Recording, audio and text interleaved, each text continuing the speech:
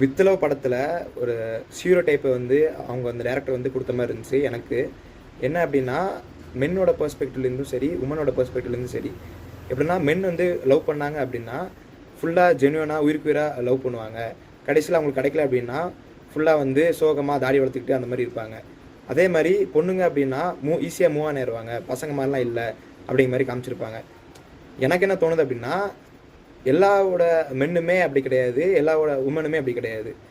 Director எப்படி காமிச்சிருப்பாங்க அப்படின்னா, அபிஷனோட லவ்வை வந்து அந்த அனிஷாங்கிற பொண்ணை வந்து ஒரு ஏஞ்சல் மாதிரி காமிச்சிருப்பாங்க.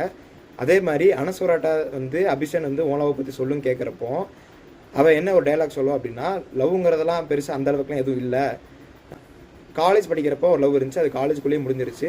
அதுக்கப்புறமா வந்து ஒர்க்கில் லவ் பண்ணேன், அதுக்கு கடைசியில் அது பிரேக்கப் ஆயிடுச்சு. அது ஏங்கிறது எனக்கும் தெரில, அந்த அதர் பர்சனுக்கும் தெரில, அந்த மாதிரி சொல்லுவாள். அதுக்கப்புறமா தான் அந்த பாலாஜி லவ் பற்றி அவள் ஸ்கூல் கதையை பற்றி அவள் சொல்லுவாள். இந்த இடத்துல வந்து ஒரு ஃபீமேல் டேரக்டராக இருந்தாங்க அப்படின்னா இந்த டைலாகை வந்து போட்டிருக்க மாட்டாங்க. எல்லா உமனுமே இந்த மாதிரி கிடையாது, எல்லாமே வந்து கேஷுவல் ரிலேஷன்ஷிப்போ இல்லை வந்து மூவ் ஆன் ஆகிறதோ கிடையாது. ஆனால் இது ஒரு ஸ்டீரியோ டைப் இருக்குது, சில உமனாக மட்டும்தான் இந்த மாதிரி இருக்கிறாங்க. அதனால் எல்லா உமனுமே வந்து இப்படி இருப்பாங்கிறது கிடையாது.